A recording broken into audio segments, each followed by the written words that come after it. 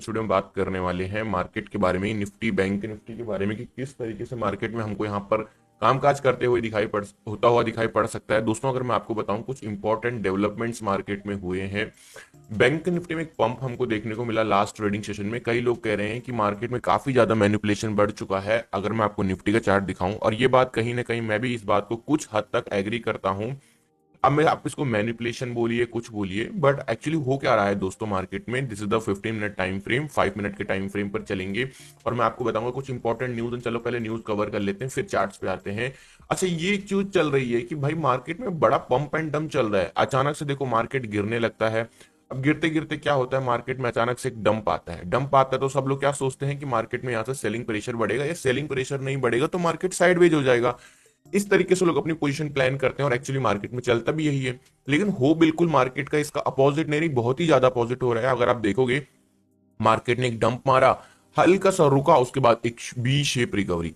अब ये चीज ना कहीं रिटेल ट्रेडर्स के लिए बड़ी प्रॉब्लम क्रिएट कर रही है। अब आप यहां पर देखिए थोड़ा देर मार्केट साइडवेज, तो ऐसा चलता है कि भाई अगर मार्केट आया साइडवेज गया फिर एक बड़ा move, that is totally fine. लेकिन इतना बड़ा मूव आने के बाद जनरली क्या लोग मार्केट से एक्सपेक्ट करते हैं कि भाई मार्केट यहां से थोड़ा साइडवेज हो जाए, या फिर मार्केट गिरे तो पहले थोड़ा ऊपर, मतलब गिरे तो हल्का हल्का। अब ये हो क्या रहा है, वन शेप में ऊपर रिकवरी एंड अनदर दो कैंडल में फिर मार्केट में फॉल। अब यहां पर ही देख लीजिए, तो ये यहां पर देखिए मार्केट में सडन फॉल एंड एक सडन रिकवरी। तो ये चीज कहीं ना कहीं मार्केट में काफी लंबे समय से हमको होती हुई दिखाई पड़ रही है। ऐसा नहीं कि कल जो लास्ट ट्रेडिंग सेशन गया उसमें नहीं, क्योंकि उस दिन तो हम चलो मान देते हैं आरबीआई गवर्नर शक्तिकांत दास जी ने जो है यहाँ पर सीआरआर में थोड़ा सा इंप्रूवमेंट किए, तो उसकी वजह से कुछ अप एंड डाउन हुए होंगे। लेकिन ये पिछले कई दिनों से चल रहा है दोस्तों निफ्टी में। सो अब इससे क्या, इसका क्या सोल्यूशन, इसको कैसे बचा जा सकता है, कैसे इसमें ट्रेड किया जा सकता है, इसके बारे में टोटल डेफिनेट पूरा हम डिटेल में यहाँ पर डिस्कशन करने वाले हैं। और यहाँ पर हम बात करेंगे कि जो लेवल्स के लिए रुके हुए हैं मार्केट में, तो थोड़ा सा वेट करिए, पहले मैं कुछ जो इंपॉर्टेंट न्यूज है उनके बारे में कवर कर लेता हूँ। तो दोस्तों ये कहीं ना कहीं आप देखोगे तो मेरी निफ्टी की ये मार्केट की वॉच लिस्ट है। फिलहाल के लिए मैं आपको दिखाता हूँ वर्ल्ड मार्केट्स के बारे में कि वहां पर क्या चल रहा है, क्या इंपॉर्टेंट डेवलपमेंट वर्ल्ड मार्केट्स में चल रहे हैं। वर्ल्ड इंडाइसेस में अगर हम देखें दोस्तों, तो यूएस फ्यूचर्स कहीं ना कहीं हमको निगेटिव देखने को मिल रहे हैं। डेफिनेटली इसका इंपैक्ट भी हमको देखने को मिल सकता है। डाउ जोन्स में 123 पॉइंट की गिरावट है, कुछ खास नहीं है, बट हाँ गिरावट तो गिरावट ही होती है। नेस्डेक में एक अच्छी खासी तेजी मिल रही है, दिखाई दे रही है, जो कि कहीं ना कहीं हमको आईटी स्टॉक्स में एक अच्छा मूव ऊपर के लिए दिखा सकती है। वॉच लिस्ट में देखते हैं कौन सा सेक्टर वो है जो मार्केट को ऊपर के लिए पुश कर रहा है। तो दोस्तों अगर आप देखोगे, मैं यहाँ पर चेंज परसेंटेज वाइज करता हूं, तो metal sector 1%, auto sector 1%, Nifty small cap, MNC, तो ये सारे सेक्टर गिराने में कौन ज्यादा कंट्रीब्यूशन, गिराने में किसी का ज्यादा कंट्रीब्यूशन नहीं है मार्केट को फिलहाल के लिए भी। दोस्तों यहां पर अगर आप देखेंगे तो ये हम देख रहे हैं कि आरबीआई गवर्नर जो है हमारे शक्तिकांता दास जी, इन्होंने क्या किया है, इन्होंने सीआरआर, जैसे कि मैंने बताया था सीआरआर क्या होता है, कैश रिजर्व रेशियो, जो कि डायरेक्टली जिसका रिलेशन होता है बैंक्स और फाइनेंशियल इंस्ट्रूमेंट या फाइनेंशियल एनबीएफसी कंपनीज को लेके।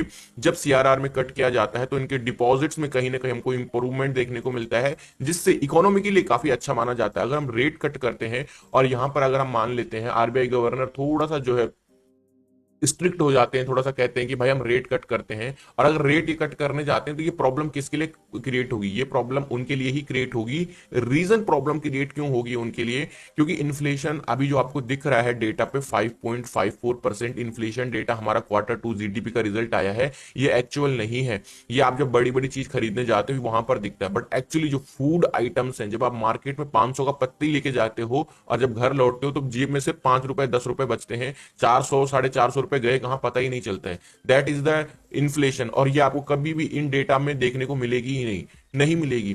सब लोग न्यूज चैनल यही बताते रहेंगे कि इन्फ्लेशन कहां है, इन्फ्लेशन तो ठीक ठाक पे चल रही है, लेकिन एक्चुअल ग्राउंड रियलिटी पे जो जान रहा है, जो थोड़ा सा समझदार है, जो थोड़ा एजुकेटेड है, या फिर जो थोड़ा सा मतलब मार्केट में जियोपॉलिटिकल की जो थोड़ा सा पकड़ रखता है, वो जानता है कि भाई एक्चुअल में इन्फ्लेशन है, वो आंकड़ों पे नहीं दिखाई जा रही है और दिखेगी भी नहीं कभी। उसको इस तरीके से ढका दिया जाएगा, जो जैसे बड़े बड़े आइटम्स होते हैं उनमें इन्फ्लेशन कम है थोड़ा सा, तो वहां पर उससे पॉलिश कर दिया जाएगा। बट जो ग्राउंड फूड रिलेटेड आइटम्स हैं, जो आपके रोजमर्रा की चीजें, उनमें बहुत ज्यादा मार है महंगाई की, तो वो नहीं दिखेगी आपको डेटा पे।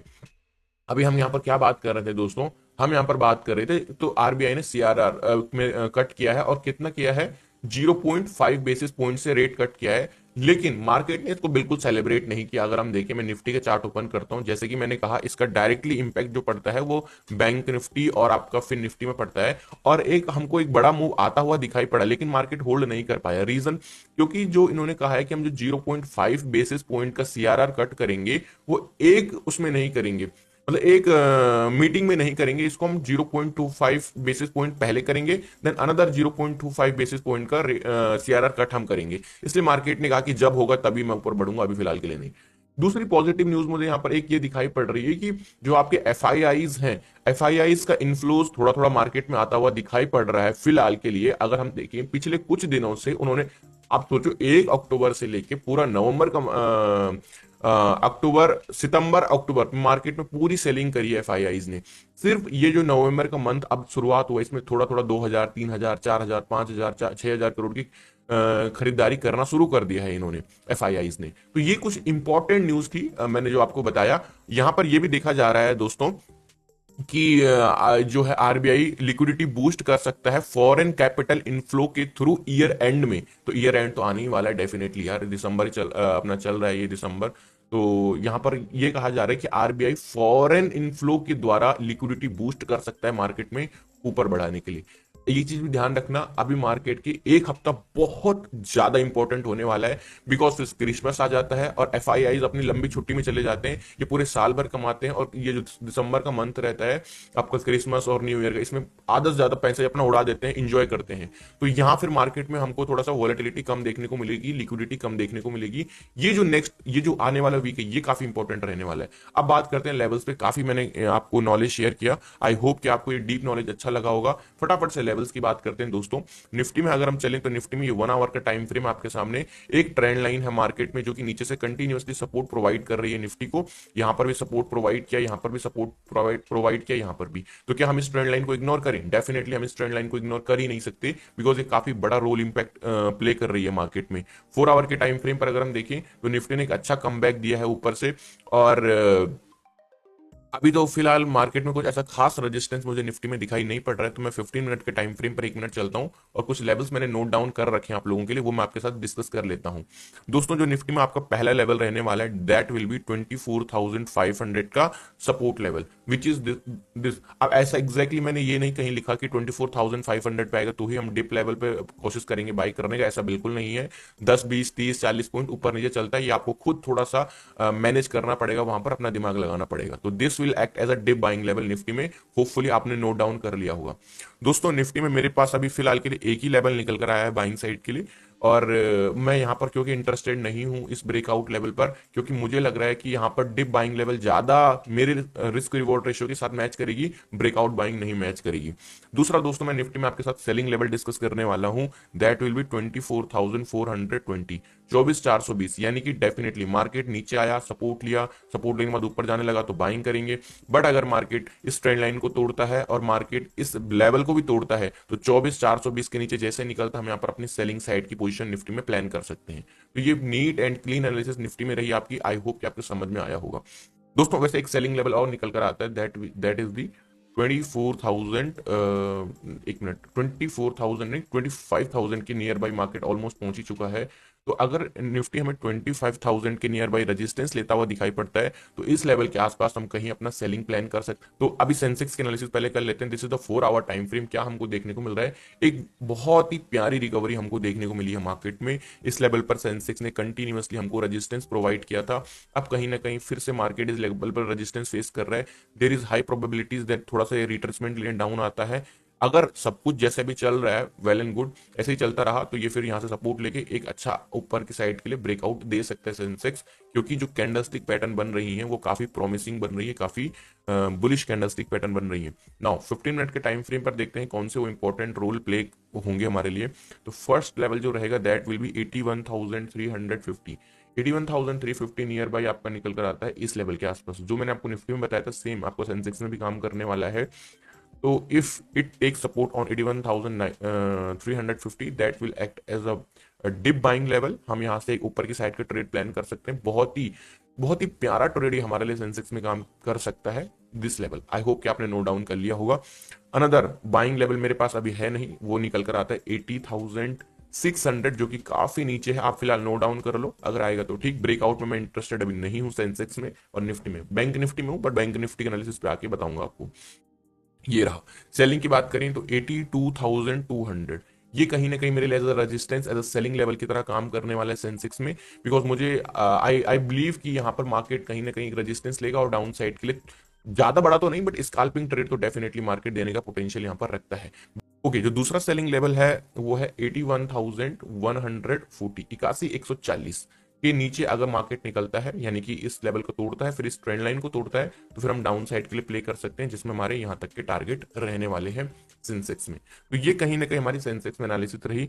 बात करते हैं बैंक निफ्टी के बारे में। काफी लंबी वीडियो आई गेस बन रही है, बट ठीक है, सीखने को मिल रहा है। तो this is the bank Nifty chart. अगर आप देखोगे इस लेवल पर बैंक निफ्टी ने कहीं ना कहीं रेजिस्टेंस लिया था। ऑलमोस्ट बैंक निफ्टी अपने ऑल टाइम हाई के आसपास पहुंच चुका था। कहाँ बैंक निफ्टी 50,000 पे था और कहाँ इसने इतनी फास्ट रिकवरी दी कि 3,000 का जो मूव अब कुछ छोटा लग रहा है बिल्कुल हमें। ये रेजिस्टेंस था बिल्कुल उसके नियर बाई है। नखरे तो करेगा बैंक निफ्टी, बिल्कुल करेगा, बट फिर भी जैसे कि ये जो न्यूज आई है, कुछ आरबीआई गवर्नर फॉरेन इनफ्लो के द्वारा जो है लिक्विडिटी बूस्ट कर सकते हैं मार्केट में, तो सबसे पहला जो इम्पैक्ट पड़ता है वो पड़ता है फाइनेंशियल सेक्टर में। तो डेफिनेटली अगर इसमें कुछ होता है तो क्या इंपॉर्टेंट लेवल रहने वाले मैं आपके साथ शेयर कर देता हूँ। 52,850, 52,850 का जो लेवल रहने वाला है वो हमारे लिए ब्रेकआउट लेवल की तरह काम करेगा। बट हमको ये ध्यान रखना है कि मार्केट इस लेवल के ऊपर होल्ड करे, मार्केट इस लेवल के ऊपर सस्टेन करे। जब तक मार्केट होल्ड और सस्टेन नहीं करता है तब तक हमको बिल्कुल बाइंग के बारे में नहीं सोचना है। आई होप कि आपने नोट डाउन कर लिया होगा। तो this is the first level. Second होगा जो हमारा, वो रहने वाला है दोस्तों 53,830। 50 मैंने पहले क्या लिखा, मैंने 52 लिखा। Okay, sorry sorry. तो मैंने जो पहले आपको 52,850 बताया वो एक्चुअली 52,850 नहीं, 52,000, 53,850। तो मैंने गलत बोला है, बट मैं उसको वापस लेता हूं और आप ध्यान रखना मैं 53,850 का ब्रेकआउट की बात कर रहा था। समझ गए ना? क्लियर? ओके, एक ही लेवल है बाइंग का फिलहाल के लिए। सेलिंग लेवल की बात करता हूं तो 52,720, 52,720 में भी आपका इधर निकल कर आता है, यानी कि इस लेवल का ब्रेकडाउन देता है, तो हम सेलिंग के लिए देखेंगे सेंसेक्स को। अब दोस्तों आई होप कि वीडियो अच्छी लगी होगी। वीडियो अच्छी लगी तो वीडियो को लाइक करना। अगर आपको मेरी एनालिसिस, डीप एनालिसिस अच्छी लगी तो सपोर्ट करिएगा। चैनल पे पहली बार हो सब्सक्राइब और बेल आइकन प्रेस कर